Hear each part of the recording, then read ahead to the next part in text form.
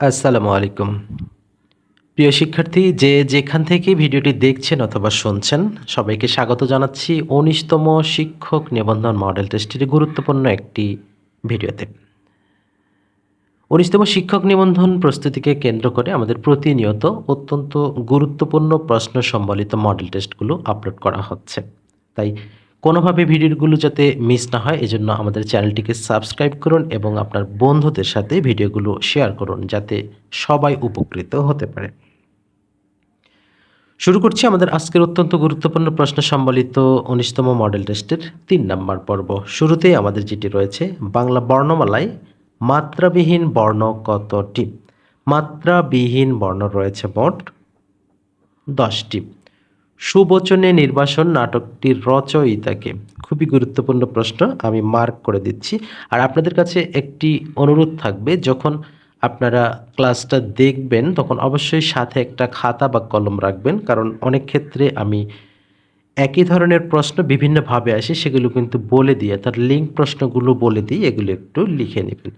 তাহলে এখানে সুবচনে নির্বাসনে নাটকটির রচয়িতা আব্দুল্লাহ আল মামুন। যে গাছে ফল ধরে কিন্তু ফুল ধরে না, একে এক কথায় প্রকাশ করলে কি হবে? এক কথায় প্রকাশ 100% আসার মতো একটা টপিকস, এটি হবে বনস্পতি। এই বনস্পতি সন্ধি বিচ্ছেদে আসার মতো একটি গুরুত্বপূর্ণ প্রশ্ন। হাত ভারী বাগধারাটির অর্থ কি? হাত ভারী এটির অর্থ হচ্ছে কৃপণ। জঙ্গম শব্দের বিপরীতার্থক শব্দ কোনটি? জঙ্গম শব্দের বিপরীতার্থক শব্দ হলো স্থাবর। বাংলা সাহিত্যে কিশোর কবি নামে পরিচিত ছিলেন কে? কিশোর কবি নামে পরিচিত ছিলেন কবি সুকান্ত ভট্টাচার্য। কোনটি শুদ্ধ বানান? বানান শুদ্ধি থেকে খুবই গুরুত্বপূর্ণ প্রশ্ন, আমরা কমিউনিটিতেও দিয়েছিলাম। এটা সঠিক হচ্ছে হয় হ্রস্ব ইকার এবং মূর্ধন্য নয় দীর্ঘ ইকার হবে, অর্থাৎ যেটি আমাদের ঘ নাম্বার অপশনে রয়েছে। তপবন এর সঠিক সন্ধি বিচ্ছেদটি কোনটি হবে? তপবন তপ বিসর্গ বন, এটি হবে সঠিক উত্তর। চাঁদের হাটের অর্থ কি? চাঁদের হাট এর অর্থ হচ্ছে প্রিয়জন সমাগম। এটি যেন কখনো ভুল না হয়, আমি আবারও বলছি, প্রিয়জন সমাগম। বাংলাদেশ স্বপ্ন দেখে কাব্যগ্রন্থটি কার রচনা? এটি শামসুর রহমান কর্তৃক রচিত। বাংলা সাহিত্যের শ্রেষ্ঠ কিশোর চরিত্র বলা হয় কোনটিকে? শ্রেষ্ঠ কিশোর চরিত্র বলা হয় শ্রীকান্তের ইন্দ্রনাথ চরিত্রটিকে। এই ইন্দ্রনাথ চরিত্রটিকেই বলা হয় বাংলা সাহিত্যের শ্রেষ্ঠ কিশোর চরিত্র। কোন সমাসে ব্যাসবাক্য হয় না? ব্যাসবাক্য হয় না নিত্য সমাসে। পুষ্প শব্দের সমার্থক শব্দ নয় কোনটি?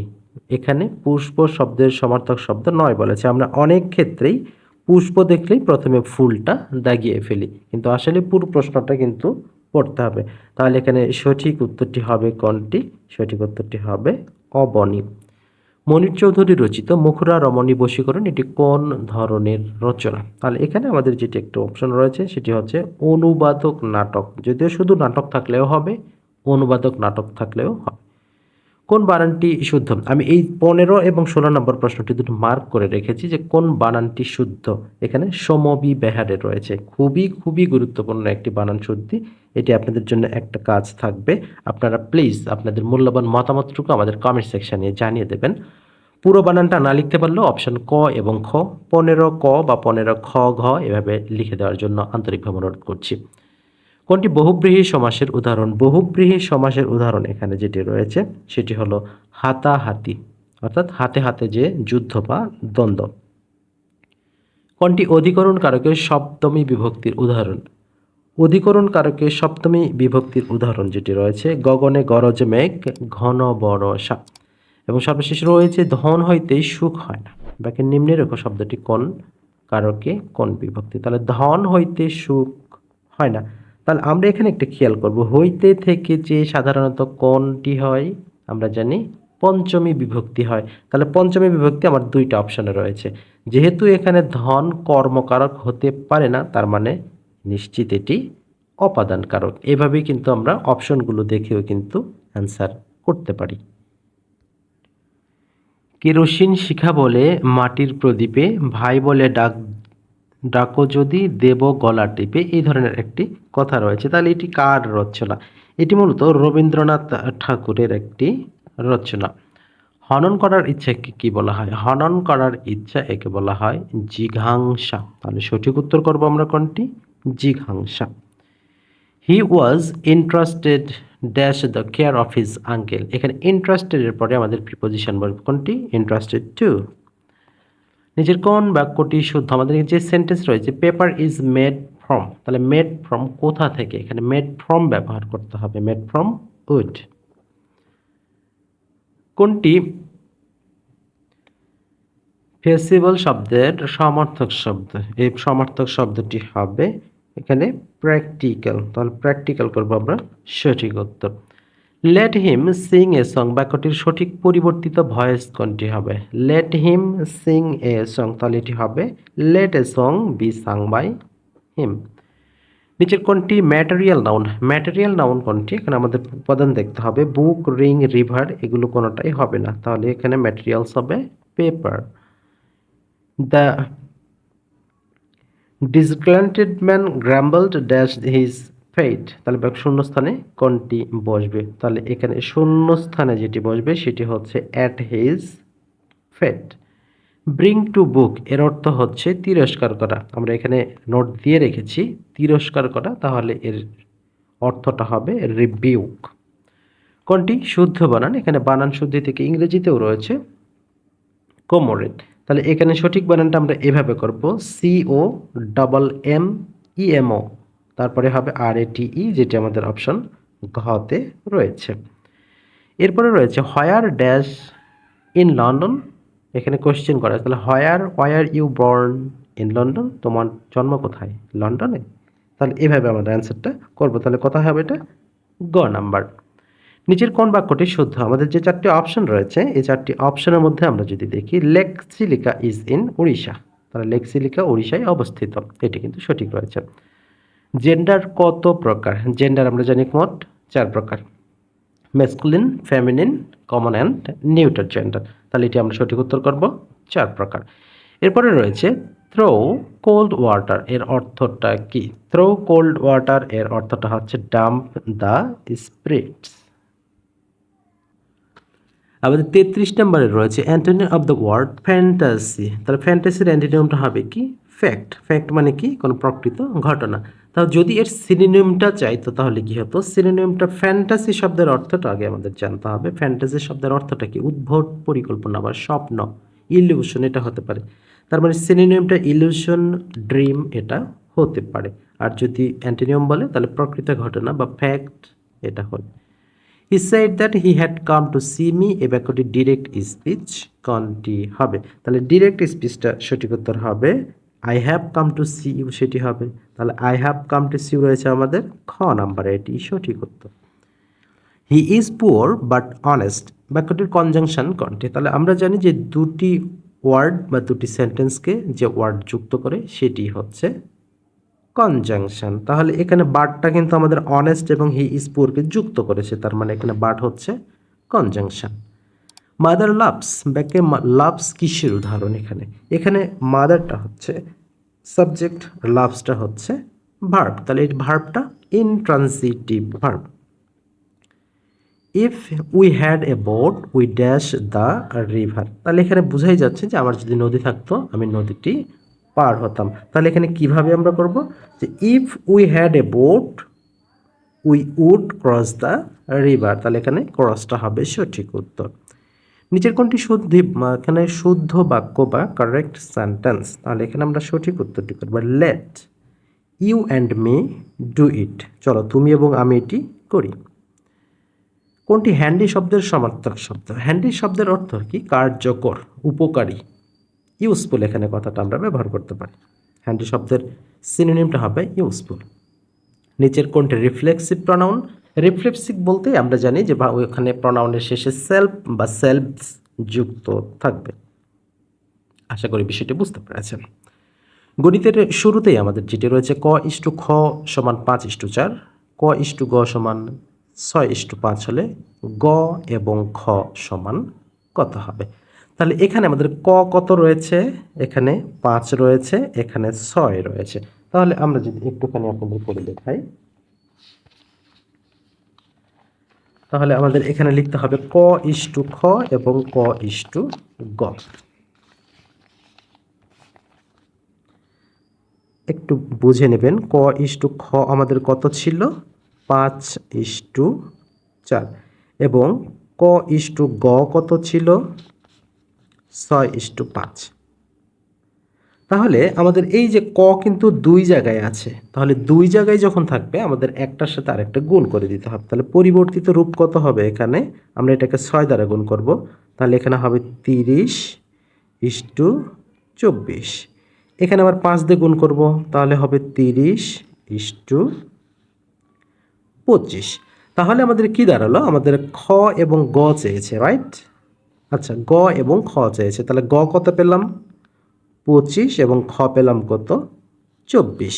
তাহলে 25 × 24, এটি কিন্তু আমাদের সঠিক উত্তর হবে। তাহলে সঠিক উত্তর করব 25:24।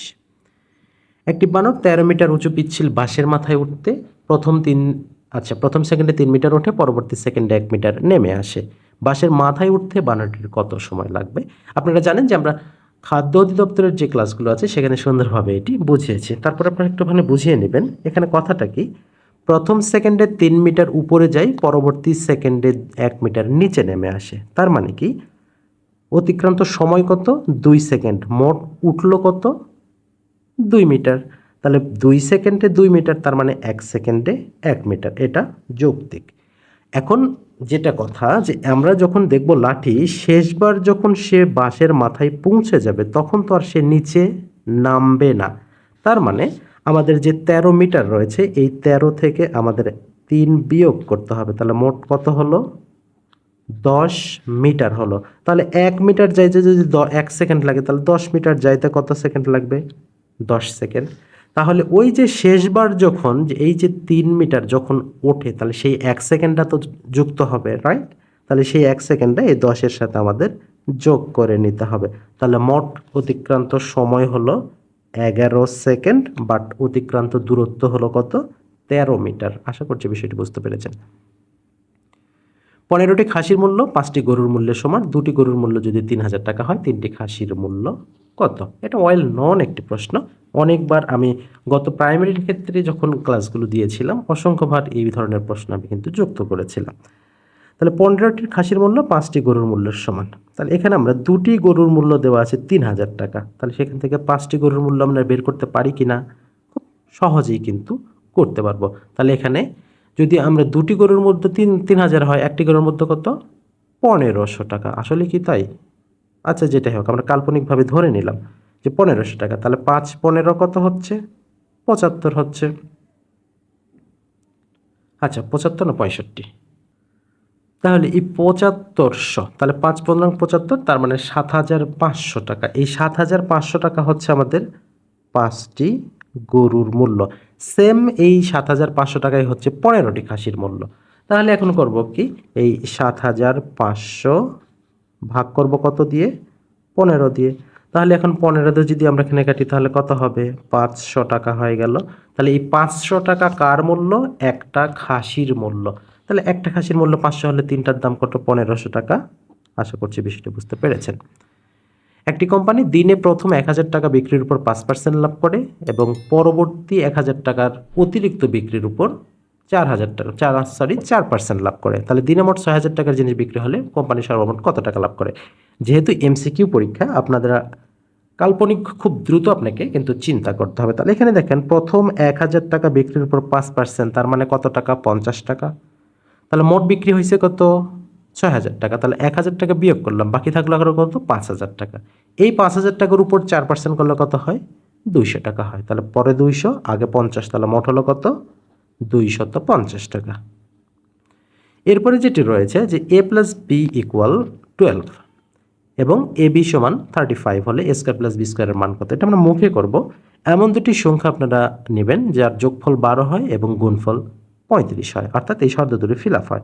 তাহলে আমরা যদি 7 + 5 নেই, তাহলে 7 × 5 = 12, 7 × 5 অর্থাৎ 5 × 7 = 35। তাহলে এ সমান যদি 7 নেই, বি সমান যদি 5 নেই, তাহলে আমাদের শর্ত দুটি কিন্তু ফিল আপ হয়ে যায়। তাহলে এখানে হবে এ স্কোয়ার প্লাস বি স্কোয়ার, তার মানে 7 7 49, 5 5 25। তাহলে এখানে 49 এবং 25 আমরা যদি যোগ করি, তাহলে 9 5 14, 4 2 6 আর 1 7। তাহলে আমাদের অ্যান্সারটা কত হলো? 74 অ্যান্সার হয়ে গেল। তার মানে সঠিক উত্তরটা হবে এখানে কত? 74। আশা করছি বিষয়টা বুঝতে পেরেছেন।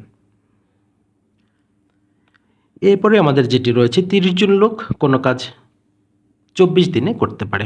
কাজ আরম্ভের 12 দিন পর 15 জন লোক চলে গেল, তাহলে বাকি লোক কতদিনে অবশিষ্ট কাজ সমাধান করতে পারবে?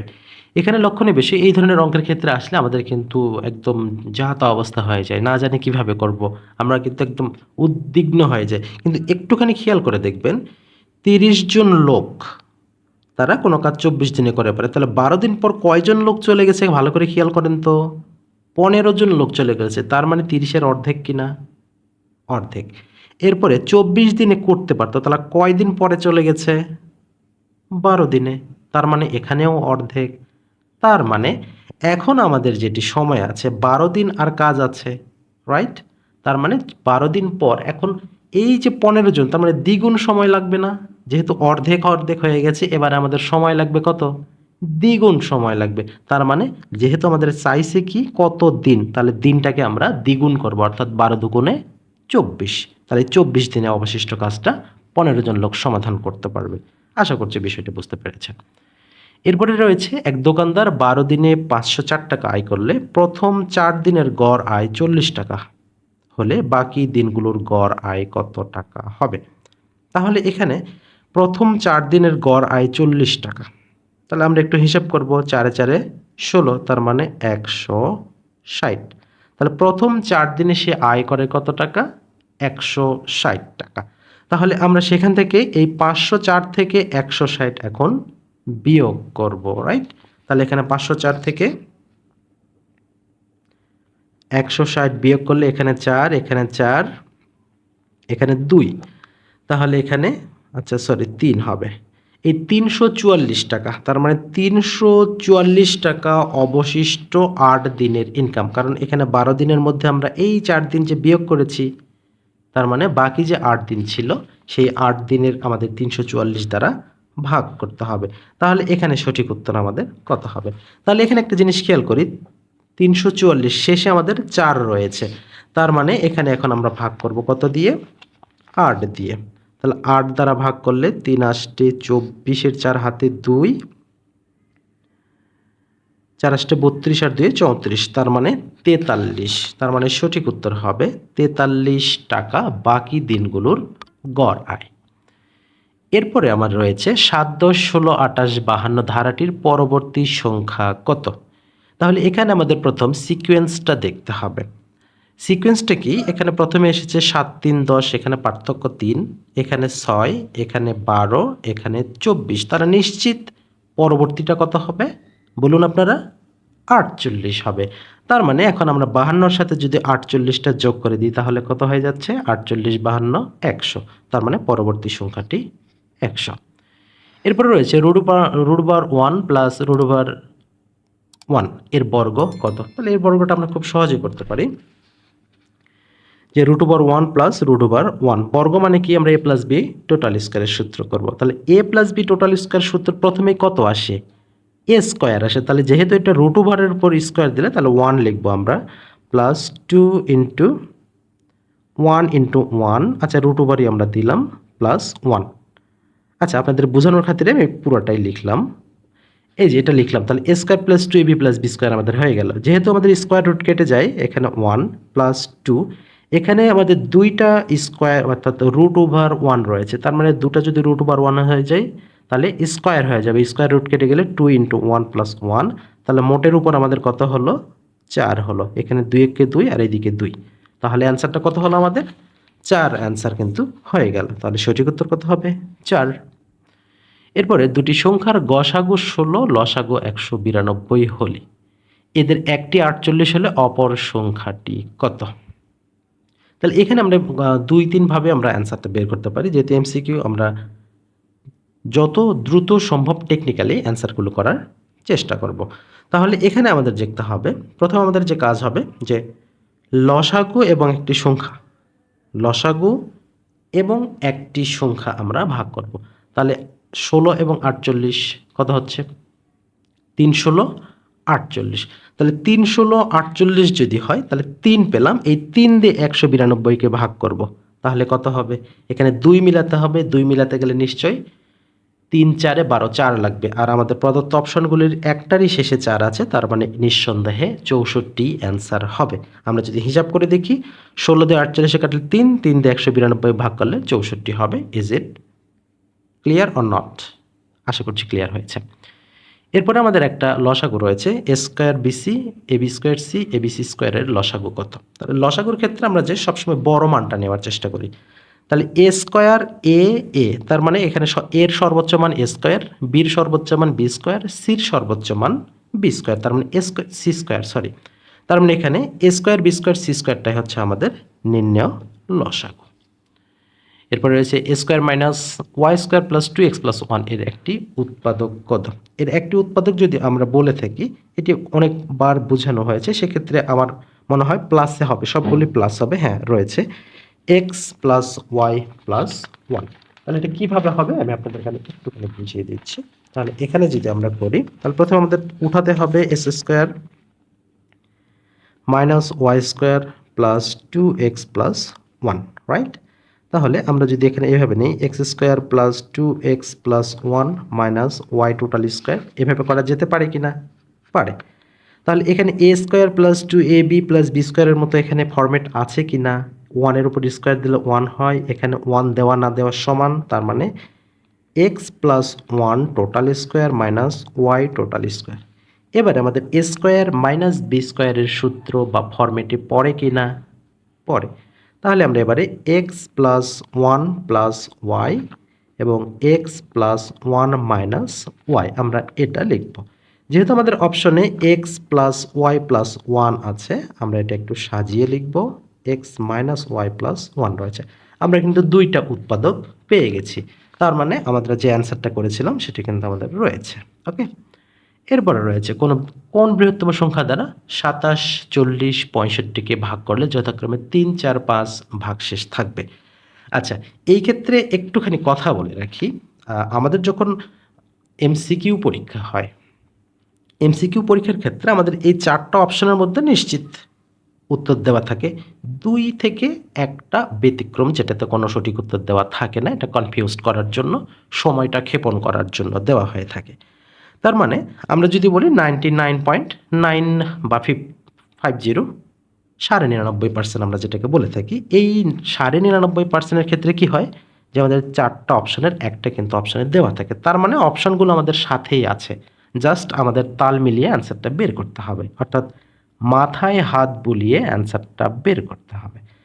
এখানে যেটা বলছে আমরা অপশন ধরে যদি করি যে কোন সংখ্যা দ্বারা ভাগ করলে 3 অবশিষ্ট থাকবে, তাহলে অপশনগুলোর মধ্যে একটা নিশ্চয়ই অ্যান্সার আছে, আমরা অপশন ধরে করব। যেমন 15কে 15, 15 দুগুণে 30, 27-এর থেকে 30-এর 87 হচ্ছে না, তার মানে এটা হবে না। 14 দুগুণে 28, 27-এর চেয়ে বেশি হচ্ছে, এটাও হবে না। 13 দুগুণে 26, 1 অবশিষ্ট থাকতেছে, কিন্তু এখানে থাকতে হবে কত? 3, তার মানে এটিও হচ্ছে না। এখন বলুন তো, প্রথম 3টাই হচ্ছে না, তার মানে নিশ্চিতভাবেই উত্তরটা 12 হবে। এখন 12 হবে কিনা সেটা ক্যালকুলেশন করতে হবে। তাহলে 12 দুগুণে 24 ভাগশেষ 3, 3 বারাং 36 ভাগশেষ 4, 5 বারাং 60 ভাগশেষ 5। এবারে মিলে গেছে? বুঝতে পেরেছেন, তার মানে এটি হবে আমাদের সঠিক উত্তর। এরপরে আমাদের বর্গ রয়েছে যে 0.004 ওর উপরে স্কোয়ার রয়েছে, তাহলে এক্ষেত্রে বর্গ কত? বর্গের নিয়মটা হচ্ছে 0-এর উপরে দশমিকের পর যখন 0 থাকবে এর উপর বর্গ করলে শূন্যগুলো দ্বিগুণ হয়ে যাবে। তাহলে এখানে 0 কয়টা রয়েছে? 2টা, তার মানে বর্গ করলে কয়টা হয়ে যাবে? 4টা। তাহলে 4টা 0 কোথায় আছে আমরা সেটা দেখব অপশন খ-তে। আর এখানে 4-এর উপর স্কোয়ার করলে আমরা সহজেই জানি সেটি 16 হয়, তার মানে 4টা 0 এবং 16 অর্থাৎ 0.00016, এটি হচ্ছে আমাদের সঠিক উত্তর। আশা করছি বিষয়টি বুঝতে পেরেছেন। না বুঝতে পারলে অবশ্যই আমাদের কমেন্টে জানাবেন, আমরা পার্সোনালি আপনাকে বোঝানোর চেষ্টা করব ইনশাআল্লাহ। একটি সরল রেখার উপর অঙ্কিত বর্গ ওই সরল রেখার অর্ধেকের উপর অঙ্কিত বর্গের কত গুণ। এখানে একটু টেকনিক অ্যাপ্লাই করবেন। এখানে অর্ধেকের উপর অঙ্কিত বর্গ বলছে, তাহলে এখানে 100% 4 গুণ হয়ে যাবে। এরপরে রয়েছে X minus one divided X equal to 2 হলে X to the power 4 plus 1 divided X to the power 4 এর মান কত। তাহলে এখানে আমাদের মান দেওয়া আছে মাইনাস, তাহলে এখানে আমরা এই ফরম্যাটটা ইউজ করবো, যেমন আমরা বিগত প্রাইমারি ক্লাসগুলো করেছেন তারা খুব সুন্দরভাবে এটা পেরে যাবেন, আপনারা মুখে পেরে যাবেন। তাহলে কি করতে হবে একটু বলেন, মান square plus 2 total square minus 2। তাহলে এটাই হচ্ছে আমাদের ফরমেশন, কারণ যেহেতু আমাদের মাইনাসের মান আছে, তাহলে এখন মানটা বসাবো 2 টোটাল স্কোয়ার প্লাস 2 আবার টোটাল স্কোয়ার মাইনাস 2। তাহলে এখানে 2-এর উপর স্কোয়ার মানে 4, 4 2 6, তাহলে 6-এর উপর স্কোয়ার মানে 36 মাইনাস 2 ইকুয়াল টু 34 হবে আমাদের অ্যান্সার। কয়েক সেকেন্ড, সর্বোচ্চ 10 সেকেন্ড সময় লেগেছে। তাহলে এখানে আমাদের সঠিক উত্তরটা কত হবে 34, এটি হবে আমাদের সঠিক উত্তর। এরপরে একটি ভগ্নাংশ রয়েছে, কোনটি 2-এর 3 থেকে বড়।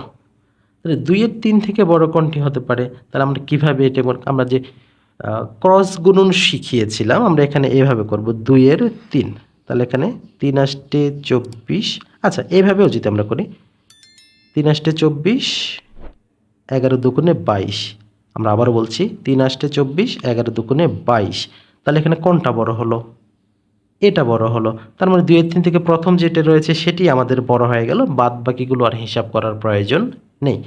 এখন বলতে পারেন যে কিভাবে বড় হলো, 3 আষ্টে 24, এটার লব হলো 24, 11 দুগুণে 22, এটার লব হলো 22। তার মানে এটার লব যদি 22 হয় তার মানে নিশ্চয়ই এটি এটার চেয়ে ছোট, তার মানে 2-এর 3 থেকে এটি বড়, তার মানে এটি হবে আমাদের সঠিক উত্তর। 9a square plus 16b square রাশিটির সাথে কোনটি যোগ করলে পূর্ণ বর্গ হবে। তাহলে আমরা পূর্ণ বর্গ বলতে সর্বদাই একটা টেকনিক মাথায় রাখবো, যে a plus B total square বা a মাইনাস বি টোটাল স্কোয়ারের সূত্র। তাহলে এখানে আমাদের কি রয়েছে, 9a square plus 16b square, right. তাহলে এটাকে যদি আমরা a স্কোয়ার প্লাস 2ab প্লাস বি স্কোয়ার ফরমেশনে ফেলাই, তাহলে কি হবে 3a টোটাল স্কোয়ার হবে প্লাস 4b টোটাল স্কোয়ার হবে। তাহলে এখানে এখন 2ab যদি নেই তাহলে কি নিতে হবে 2 ইন্টু 3a ইন্টু 4b, তাহলে আমরা কিন্তু 3a plus 4b total square একটা পূর্ণ বর্গ সংখ্যা পেয়ে গেলাম। কিন্তু কথা হলো আমরা তো এটা ছিল না, তাহলে এখানে কি ছিল না 3 দুগুণে 6 4 6 24 ab ছিল না, অর্থাৎ 24 ab ছিল না।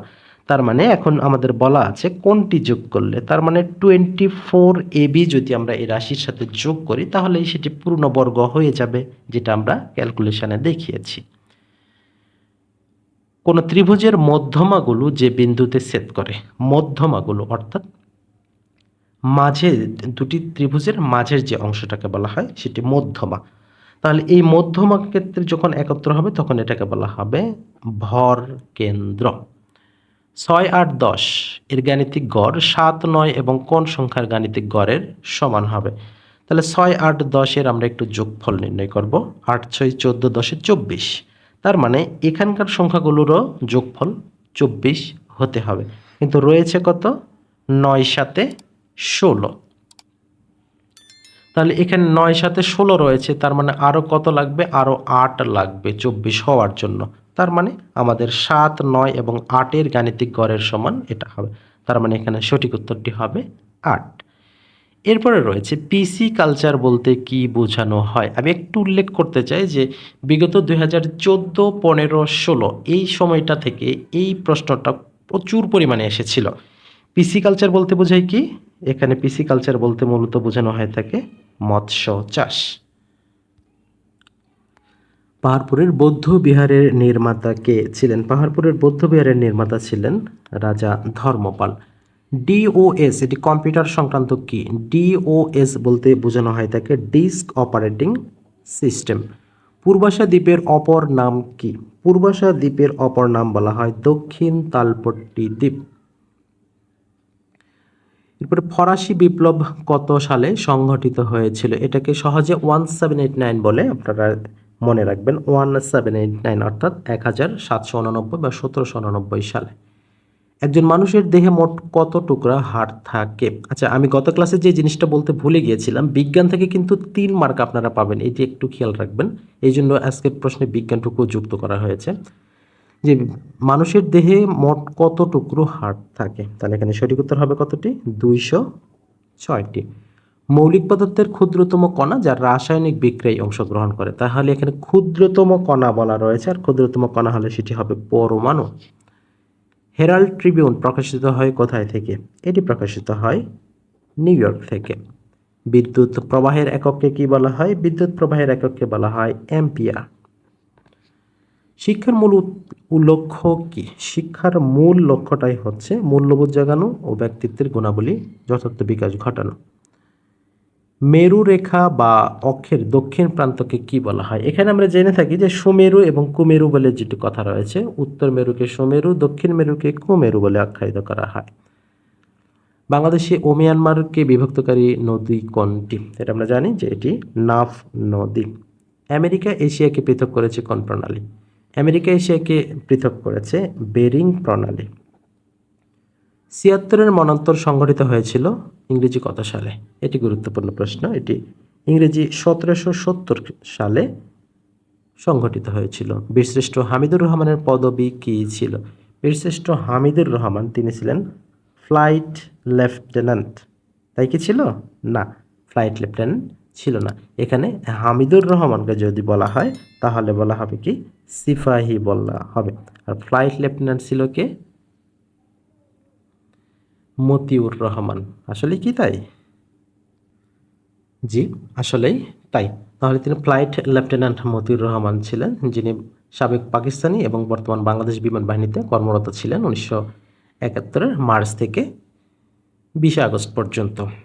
এইটুকু সময়ের মধ্যে প্রধান নির্বাচন কমিশনারের মেয়াদকাল কত বছর? নির্বাচন কমিশনারের মেয়াদকাল সাধারণত হয়ে থাকে মোট 5 বছর। বাংলাদেশকে স্বীকৃতি প্রদানকারী প্রথম আরব দেশ কোনটি? প্রথম আরব দেশ হচ্ছে ইরাক। এখানে একটি কথা রয়েছে যে আরব দেশ বলতে অনেকেই কিন্তু ভুল হয় যে এই বিষয়টা আসলে কি। আরব দেশ হওয়ার একটা শর্ত রয়েছে যে ভাষা কিন্তু আরবি হতে হবে।